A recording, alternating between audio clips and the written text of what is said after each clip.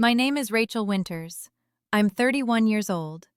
6 months ago, I sat in an oncologist's office and heard the words, Stage 2 breast cancer, while clutching my phone, waiting for my parents to call me back.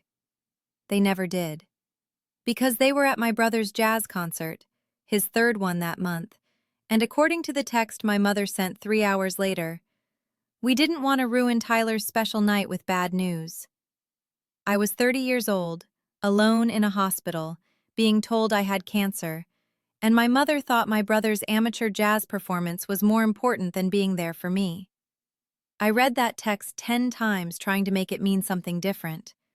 It never did. But 6 months later, after I'd gone through surgery and 4 rounds of chemotherapy without a single visit from them, my brother Tyler sent me a text at 2 a.m. Just 4 words. I finally see it. Attached was a screenshot, a group chat between him and our parents. My mother's message read, "Don't tell Rachel we're helping with your down payment. She'll just get jealous like she always does. Some people are givers and some are takers. We know which one you are." The down payment was $150,000. I'd asked them for $3,000 to help cover medical bills. They said they couldn't afford it. Before I tell you what happened when I forwarded that screenshot to our entire extended family, please like and subscribe, but only if you genuinely enjoy this story. Drop a comment. Where are you watching from and what time is it there? I love connecting with all of you. Now, let me take you back to where this pattern really started. Growing up in Minneapolis, I learned early that love in my family was a competitive sport, and I was always losing. My family. Dad, an accountant who retired early with careful investments. Mom, a former teacher who spent retirement volunteering and managing the family image. My brother Tyler, 2 years younger, charming and utterly convinced he deserved the world's applause. And me, the practical one, the reliable one, the one who could handle disappointment. Tyler got encouragement. I got expectations. When I was 14, I made the varsity volleyball team as a freshman, the only one in school history.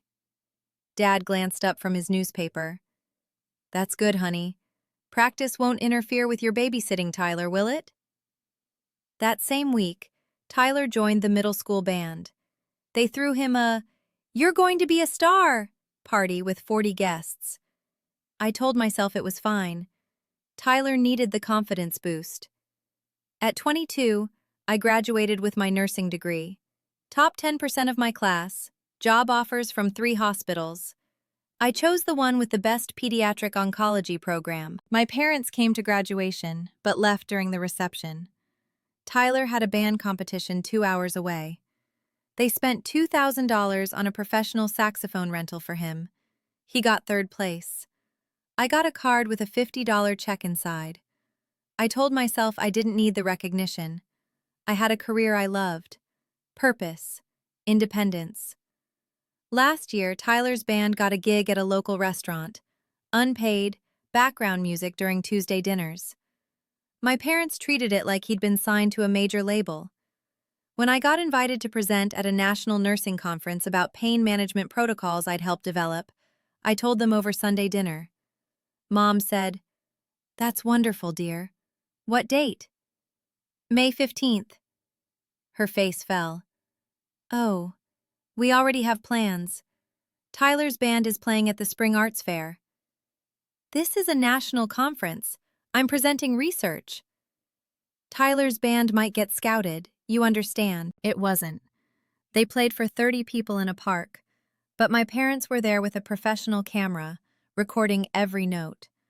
I presented my research to 400 healthcare professionals from across the country. Alone. The pattern was so consistent, I stopped expecting anything different. I stopped calling them with good news. I stopped hoping they'd show up for me the way they showed up for Tyler. Then came September 12th, the day that changed everything. I'd found the lump a month earlier during a routine self-exam. I was a nurse. I knew what to look for, what to worry about. I made an appointment immediately, told myself it was probably nothing, tried not to panic. The mammogram came back suspicious. The ultrasound showed an irregular mass.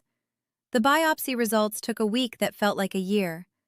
When the oncologist's office called asking me to come in to discuss results, I knew it wasn't good news. They don't make you come in for good news. I called my parents on the drive to the appointment. I'm going to get my biopsy results today. I'm scared. Can you come with me? Oh, honey, we would, but we're about to leave for Tyler's concert, Mom said. It's the one at the nice venue downtown. We've had these tickets for weeks. Mom, I might have cancer. There was a pause. Let's not be dramatic. It's probably benign. Most lumps are. Call us after and let us know. Please, I need you. Rachel, Tyler is expecting us. We can't just not show up. He'd be devastated. Just call us when you're done, okay? Love you. She hung up. I sat in my car outside the oncologist's office and cried. Then I dried my tears, went inside, and faced it alone. Dr. Sarah Kim was gentle as she delivered the news.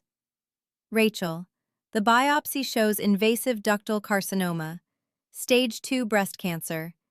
It's treatable, and your prognosis is good, but we need to start treatment soon. The room tilted.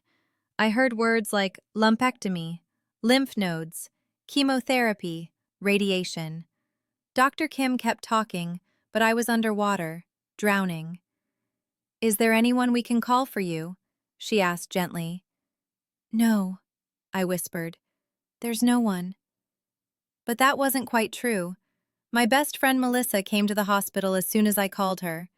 She held my hand while Dr. Kim explained the treatment plan again. She took notes. She asked questions I couldn't formulate. You're not doing this alone, Melissa said fiercely. I'm here. We'll fight this together. I texted my parents that night. It's cancer, stage 2, needs surgery and chemo. My mother's response came 3 hours later. Oh, honey, I'm so sorry. We didn't want to ruin Tyler's special night with bad news. He was so happy after the concert. We'll call you tomorrow. Rest up. Love, Mom. I stared at that text until the words blurred. They called 2 days later. The conversation lasted 8 minutes. Mom did most of the talking. About how scared she was, how hard this was for her, how she didn't know how she'd cope if something happened to me. I comforted her about my own cancer diagnosis. Dad asked practical questions about insurance and whether I'd be able to keep working. Not because he cared about my well-being, but because he needed to know I wouldn't need financial help. Neither of them offered to come to my surgery. Neither asked about my treatment plan. Neither said, "What do you need?" Tyler didn't call at all. I had my lumpectomy 2 weeks later. Melissa took me to the hospital at 5 a.m. and stayed until they wheeled me into surgery. When I woke up, she was there with ice chips and warm blankets and gentle hands. My parents sent flowers. The card read, "Thinking of you, get well soon. Love, Mom, Dad, and Tyler." Tyler hadn't even signed the card himself. The pathology came back clear margins but positive lymph nodes. 4 rounds of chemotherapy, then radiation. Dr. Kim was optimistic about my prognosis, but the treatment would be brutal. I started chemo 3 weeks after surgery. Melissa drove me to every appointment. She sat with me during the infusions, brought me ginger tea when the nausea was unbearable, shaved my head when my hair started falling out in clumps. My parents visited once. They came on a Tuesday afternoon between appointments, stayed for 45 minutes, and spent most of it talking about Tyler's new girlfriend. She's from a very good family, Mom said, scrolling through photos on her phone. Tyler really struck gold with this one. I was bald, gray-skinned, so exhausted I could barely sit upright, and my mother was showing me pictures of Tyler's girlfriend's parents' lake house. They left early because they had dinner plans. I didn't ask them to visit again. What got me through was the community I'd built. Melissa, my co-workers who covered my shifts and brought me meals, my support group at the cancer center. Women who understood what it meant to fight for your life while your body betrayed you. And there was one person who became my unexpected anchor. My oncology nurse, Patricia. She was 58, had been through cancer herself 10 years earlier, and she saw something in me that my own parents never had. "You're a fighter," she told me during my second round of chemo. "But you're fighting alone, aren't you? Family not showing up?" I nodded, tears spilling over. "Let me tell you something," Patricia said. "The people who are supposed to love you should show up when it counts. If they don't, that's information. Use it." By round 4, I was winning the medical battle but losing the emotional one. The cancer cells were responding to treatment, but I felt hollowed out. Not by the disease, by the abandonment. My parents called every 2 weeks or so. Surface-level check-ins. "How are you feeling?" Followed immediately by updates about Tyler's band, Tyler's girlfriend, Tyler's new apartment they were helping him furnish. I stopped answering their calls. Then, 6 months after my diagnosis, after I'd finished chemo and started radiation, after I'd learned what it meant to survive something your family couldn't be bothered to witness, my phone buzzed at 2 a.m. with a text from Tyler. I finally see it. Below that, a screenshot. A group chat called The Parents. Just Tyler, Mom, and Dad. Mom's message, dated 3 days earlier. "We're transferring the first $75,000 for your down payment tomorrow. The second half will come next month. Don't tell Rachel we're helping you. She'll just get jealous like she always does. Some people are givers and some are takers. We know which one you are." Dad's reply. "Agreed. Rachel has always been self-sufficient.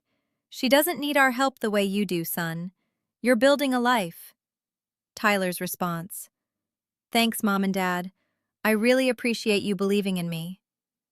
The timestamp on that exchange was from 2 weeks ago.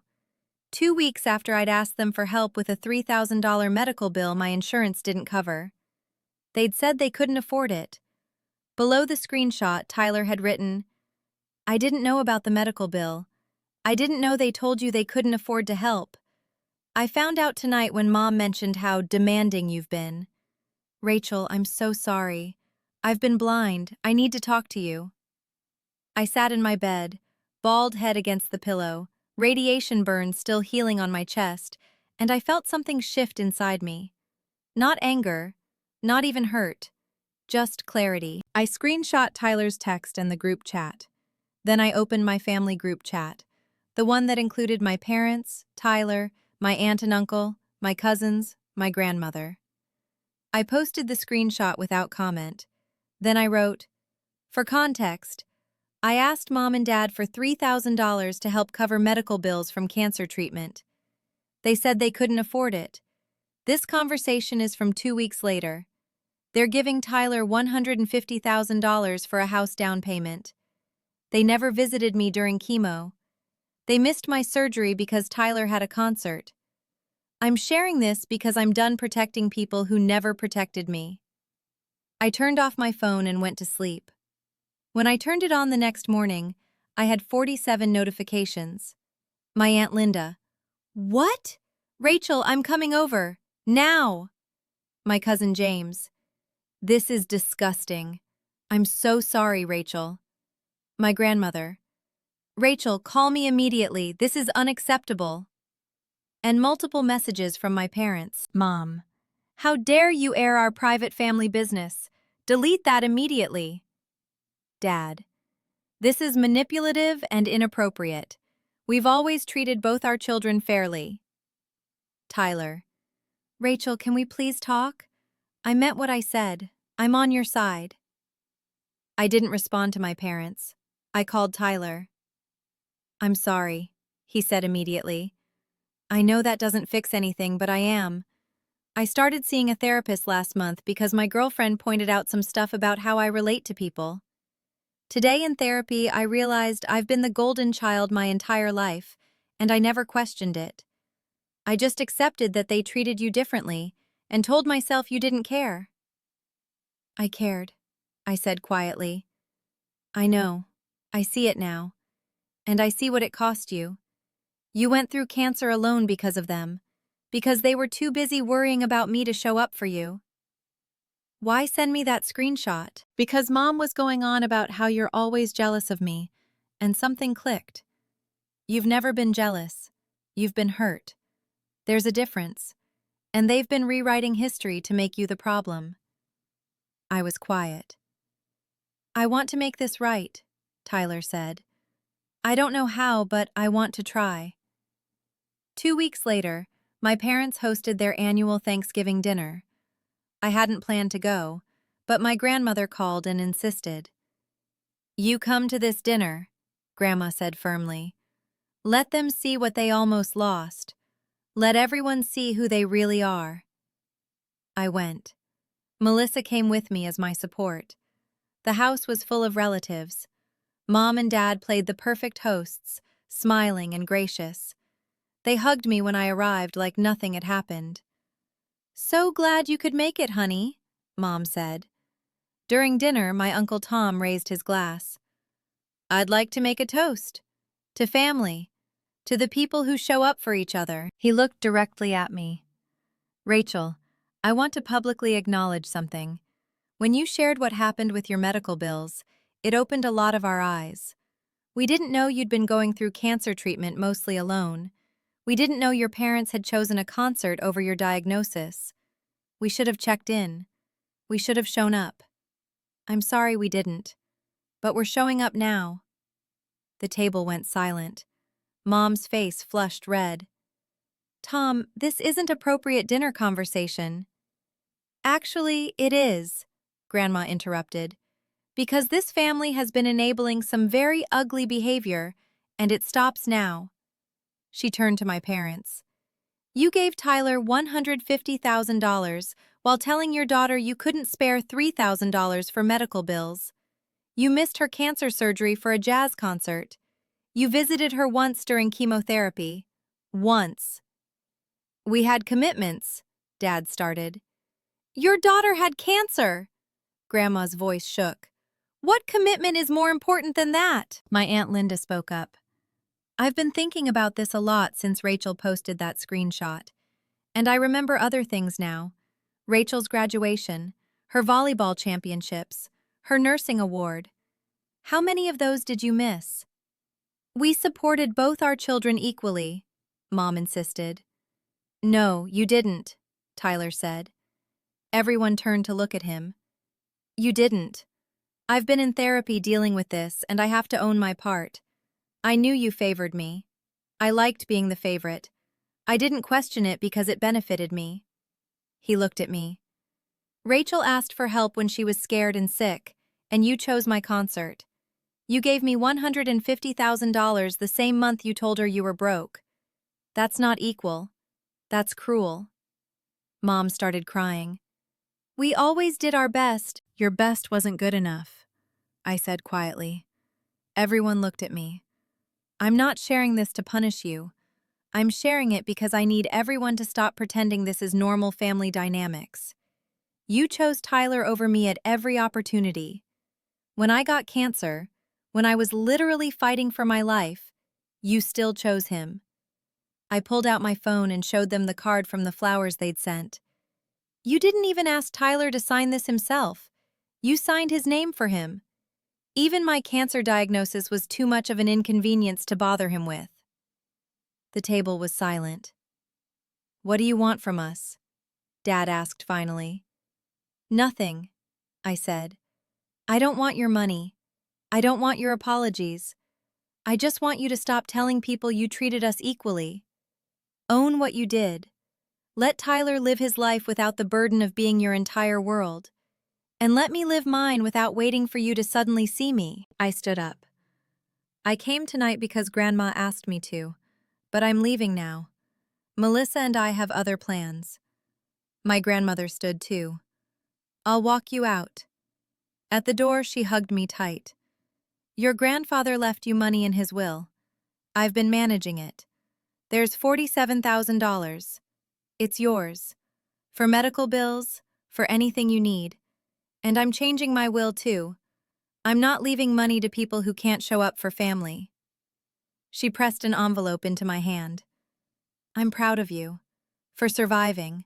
For speaking your truth. for refusing to shrink yourself to make them comfortable. That was 3 months ago. I finished radiation in January. My scans are clean. Dr. Kim says my prognosis is excellent. My parents have sent several emails trying to repair the relationship. Each one focuses on how hurt they are by my public accusations, how embarrassed they feel, how I've damaged the family reputation. Not one has acknowledged what they did to me. Tyler and I talk regularly now. He's doing the work, therapy, reading about family dynamics, trying to understand the system we grew up in. We're rebuilding a relationship based on honesty instead of the roles we were assigned. I'm trying to give back the money, he told me last week. The down payment. It feels wrong to keep it knowing what it cost you. Keep it, I said. That's between you and them. My issue isn't that you got help. It's that I was told there was no help available while you were being handed $150,000. My grandmother's money paid off my medical bills and gave me a cushion.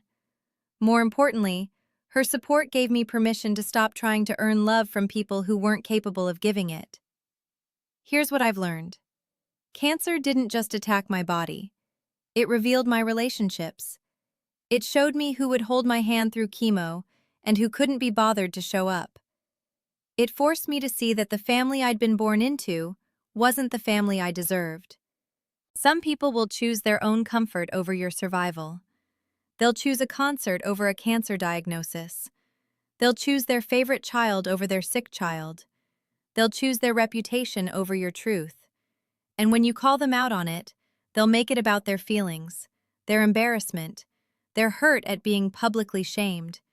They'll never acknowledge your pain, your fear, your loneliness as you sat through chemotherapy alone because they were too busy applauding someone else's amateur jazz performance. But here's what I also learned. There are people who will show up. Melissa, who held my hand through every infusion. Patricia, who saw my pain and validated it. My grandmother, who believed me and backed up that belief with action. Tyler, who finally did the hard work of seeing the truth and choosing to change. Those people, the ones who show up when it's hard, who believe you when you tell them you're hurting, who stand beside you when you need them most. Those are your real family. If you're watching this and you see yourself in my story, if you're the child who's always overlooked, the one whose crises are inconveniences, the one who's expected to understand when others can't be bothered to show up, please hear me. You're not asking for too much. You're not being dramatic. You're not jealous or demanding or self-centered. You're hurt, and you have every right to be. Speak your truth. Set your boundaries. Stop protecting people who won't protect you, and find your real family, the people who prove through action, not words, that you matter. Before you go, I'd love to hear from you. Have you ever been overlooked during a crisis because someone else's needs were deemed more important? How did you handle it? What helped you heal? Drop your story in the comments, and if this helped you, share it with someone who needs to hear it. Thank you for listening. Thank you for being here. And remember, you deserve people who show up, not just when it's convenient, but when it counts. Anyone who can't do that doesn't deserve access to your life. I'm cancer-free now, healthy, strong, surrounded by people who proved they care by being there when I needed them most. And I'm done waiting for people who couldn't be bothered to visit me during chemotherapy to suddenly realize I'm worth their time. Some families are born, some are built. Mine is built now, and it's stronger than anything biology could have given me.